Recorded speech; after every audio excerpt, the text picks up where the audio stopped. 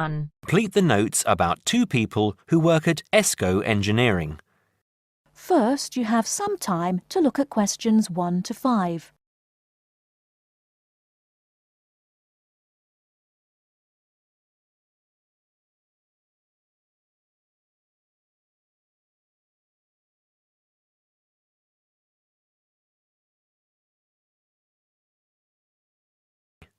Listen and complete the notes about two people who work at ESCO Engineering. Oh, hi, Maggie, it's Greg. Hi, Greg. I'm phoning to check some information about some of the staff. I'm putting all the staff data into new files, and I noticed that I don't have files for two people. I think you might have them. Oh, really? What are their names? Peter Austin and Jane Moore. Let me have a look. Yes, I've got them here. Shall I send them to you? No, you don't need to. Just give me the information now. I can write it on some new files. I don't really need the photos if you've got photos there. OK. Well, Peter Austin first. Now, is that Austin with an I or Austin with an E? It's AUSTIN, and his address is 110 Argyle Street, Tunbridge Wells, Kent, TN3 5RQ. 110? Uh-huh. And his phone number? It's 07984 645 792. OK. And how old is he? He's 47. 47. And what about his marital status? He's married. There's a note here that he has 3 children, 2 boys and a girl. OK. And finally, when did he join the company? He started with ESCO in August 2003. Thanks, Maggie. Before you hear the rest of the conversation, you have some time to look at questions 6 to 10.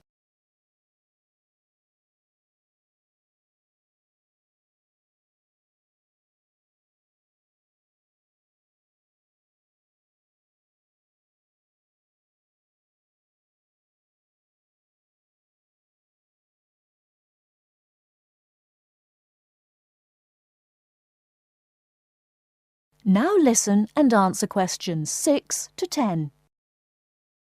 Now, what about Jane? Her name's Jane Moore, that's Moore, and her address is 72 Cedar Road, Crowborough, Kent, CR3 5RQ.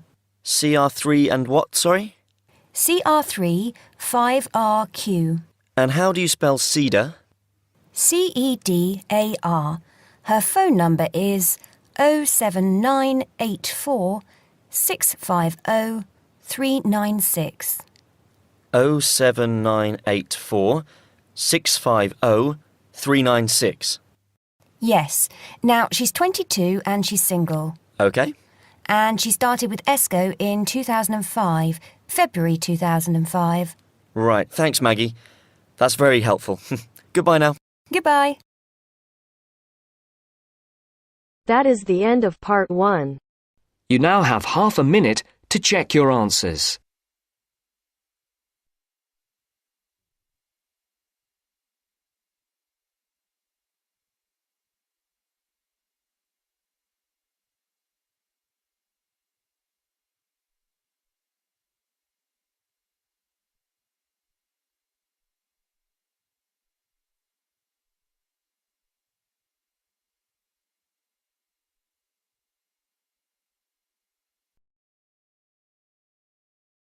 Now turns to part 2.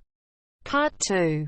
First, look at questions 11 to 14.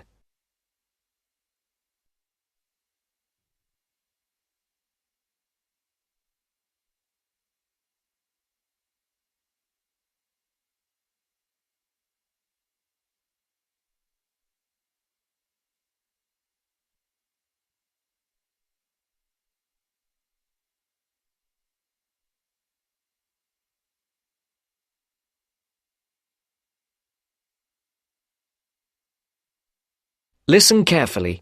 Who's next, please? I think I am. How can I help you? I just came in on flight 372 from Singapore at 11:30 and my luggage hasn't arrived.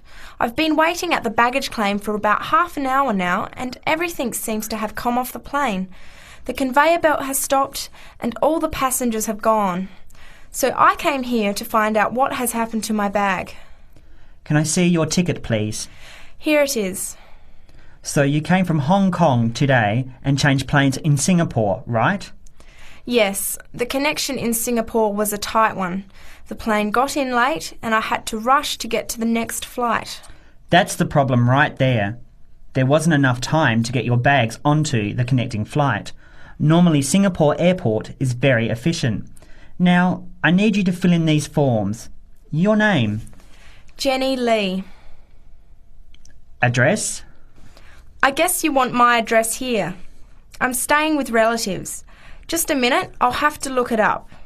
It looks like 583. No, it's 533 East 67th Street in Riverside.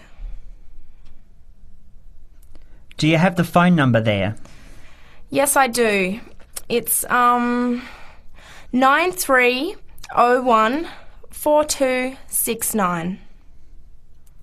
So you came in on Qantas flight 392.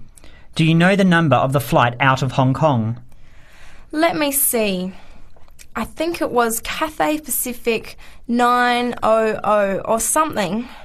Oh yes, it says here, CX 912.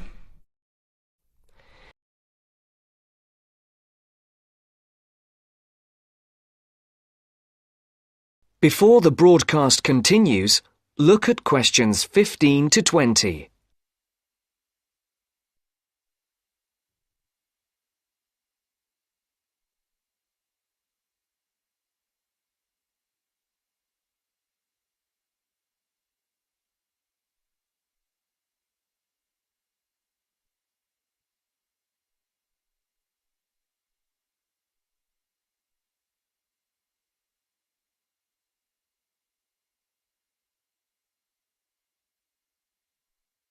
You will now listen to the second part of the talk.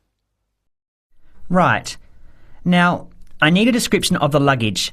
How many pieces did you check in? Just one. Can you describe it for me? Here is a picture to help you. Okay. It's a big bag, like this one. Rectangular.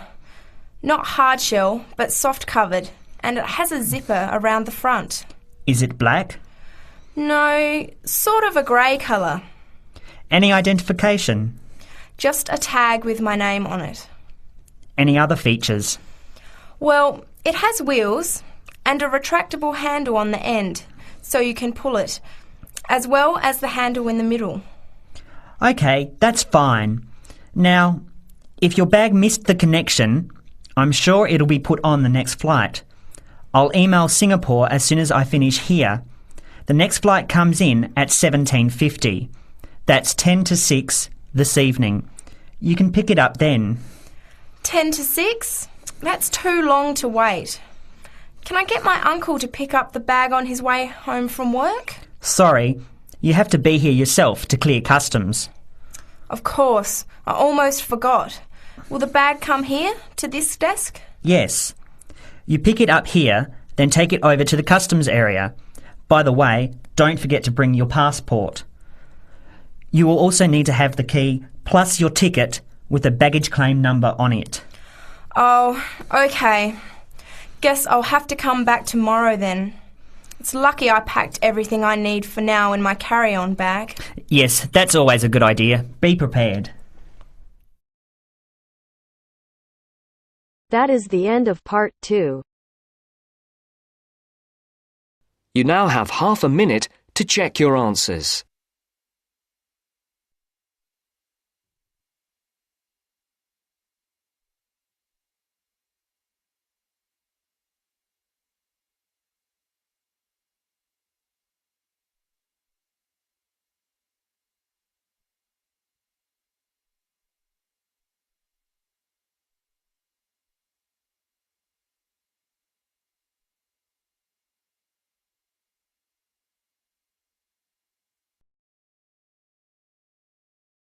Now turns to Part 3.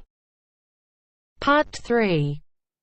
You will hear a business studies student called Sam talking to his tutor about an IT project he is going to do for a local company called Turner's. First, you have some time to look at questions 21 to 26.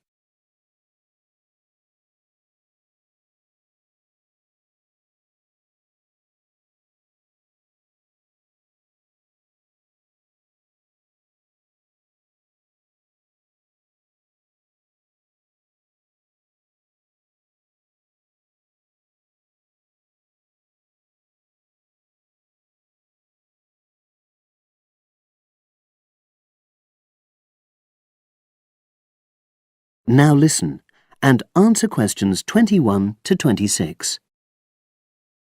Hello, Sam. Come in and sit down. Thanks. You're here to discuss your company-based IT project, aren't you? Yes, I've been to see the manager and he's given me a lot of ideas about projects that the company would find useful, but I wanted to ask your opinion about them before I choose one. Yes, that's fine. Now, this company's called Turner's, isn't it? That's right. It's a small engineering company. They make machine components for trade use. They're well established. They started in 1976, but they're a bit old-fashioned. Okay. And what kind of projects did Turner's suggest you could do for the company? Well, they want some improvements made to their customer database. The one that they've got at the moment isn't very useful in some ways. I had a quick look at it. That would be a very straightforward project, and it'd be simple enough to evaluate, but I don't think you'd get enough out of a project like that. You wouldn't learn anything new. Well, another project they suggested is to do with their online sales catalogue. At the moment, customers can look at their products, but they can't actually order them online, which must affect their competitiveness. But I said I thought it would take too long. It's quite a big task. You're right. It's too much for the time you've got. It's a pity, though. Then they want some help with their payroll system. At the moment, the way they calculate pay involves a lot of manual accounting. I suggested they could have a system where employees register electronically when they arrive and leave work, so the hours they do could be transferred automatically. I think you'd get a lot out of a project like that.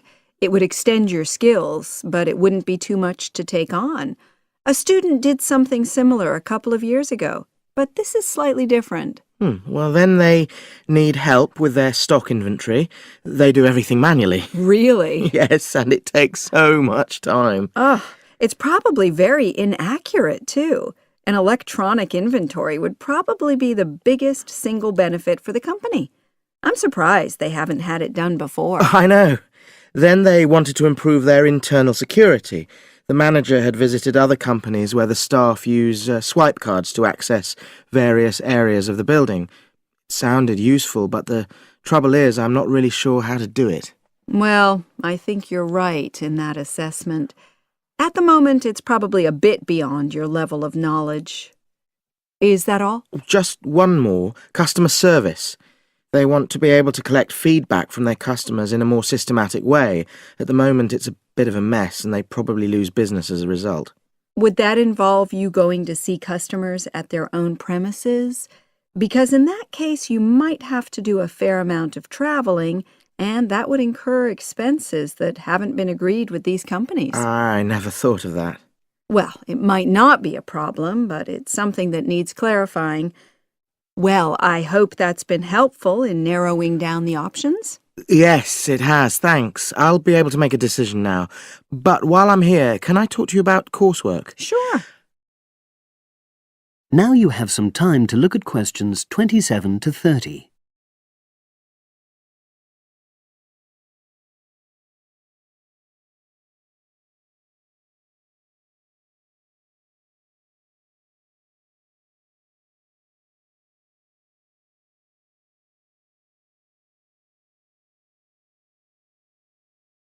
Now listen and answer questions 27 to 30.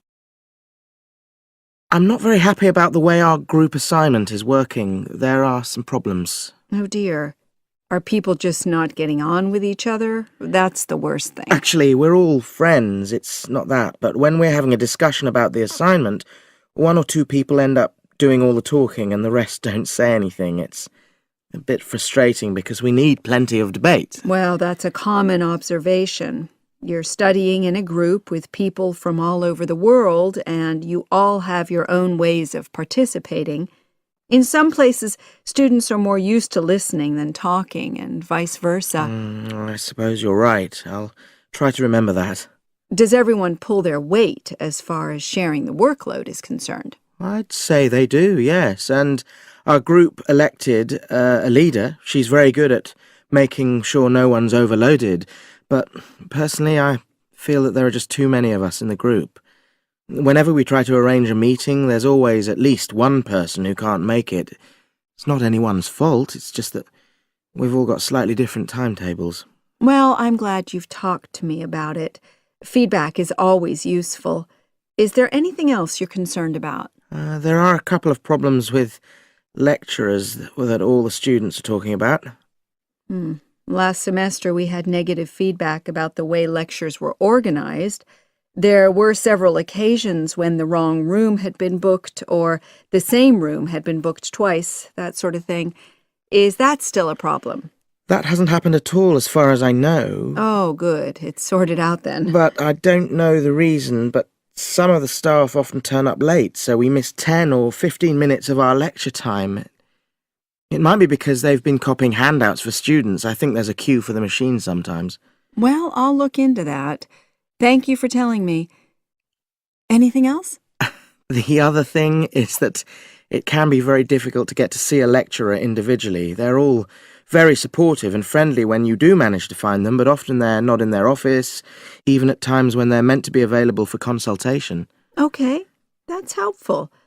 Now, before you leave, That is the end of part 3.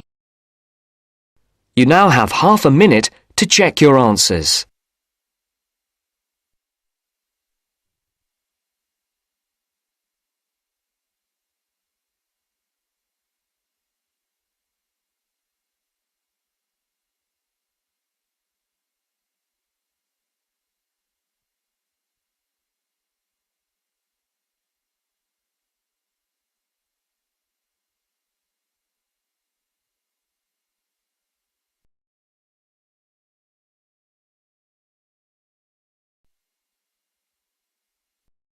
Now turns to part 4.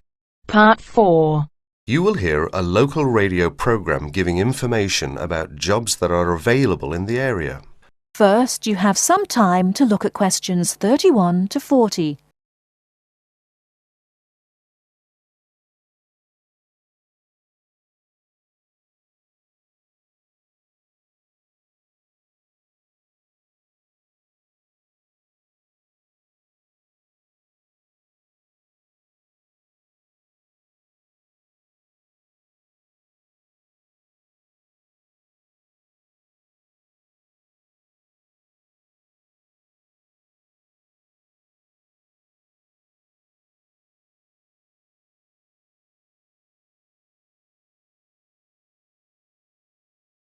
Now, listen carefully and answer questions 31 to 40.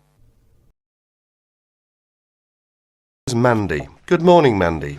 What's up in the employment world this morning? Well, Simon, this morning I have 5 jobs that have come in, and the first is for a dental assistant. That's located in Tunbridge, and it's 2.5 days a week, Tuesdays, Thursdays and Saturday mornings. You've got to be at least 25, and the salary is £2,080 per annum, and you've got to be experienced. The second opening is for a florist, and this is according to experience as to wage, and the age is open. The job is in Tunbridge Wells, and the hours are from 9 to 6 Monday to Saturday. And because you're working Saturday, you get a day off in the week. Now, as that's a florist, you must be very experienced in all aspects of floristry and capable of working to a very high standard. Previous managerial experience is an advantage, as this job has actually got nice prospects, because there's a possibility of management for the right applicant. So there's one for someone who's going places. What's next, Mandy? Next job then, Simon, is an evening job, and it's for a cleaner. The wage is £25 per week and the age is 30 plus. Hours for this, as it's an evening job, 6 to 8:30 Monday to Friday. So that's a nice job for someone who wants to do something in the evening, Simon. They must be fully experienced as an office cleaner, hoovering, dusting and polishing, etc. And where's that one based? Oh yes, that one's in Tunbridge. The fourth job we've got lined up is for general catering assistant, based in Paddock Wood. The wage is £48.40 plus full board, so that's full board and it's £48.40. The age is 18 plus and there are alternate shifts on this job. It's 7 a.m. to 3 p.m. and 11:30 to 7:30 p.m. and the job consists of cleaning, washing up the kitchen, as well as serving in the dining room and all sorts of domestic duties. Experience is not necessary. So, for someone who's 18 plus, that's a nice little job there. And here's the punchline: 10 weeks holiday per annum. Oh ho, I might put in for that myself. I can just see you up to your elbows in the washing up, Simon. Last vacancy is for an office job. That's secretary and personal assistant based in Tunbridge. The wage is £4,298 per annum. Now, there's a little bit of detail I must give here. It's part-time to start with, 3 days a week for 3 months. So for the part-time, it's 3/5 of £4,298. And then after 3 months, it goes to a full-time job, 9 to 5. That's for someone 21 plus. And the job consists of work as a secretary cum personal assistant to social workers. You need fairly good shorthand and good typing speeds required. And it's also related to clerical work, answering the phone and reception, etc. And because it's working for social workers, you need a responsible attitude and common sense. So, if you're interested in any of these jobs, get in touch with Tunbridge Job Centre on Tunbridge 55499 and ask for extension 30. And that's it, Simon. Thank you very much indeed, Mandy. By the way, that's your day's work done. You can just sit back now and do absolutely nothing. Wouldn't that be nice, Simon? Haha, if only I could. That is the end of section 3. That is the end of part 4. You now have half a minute to check your answers.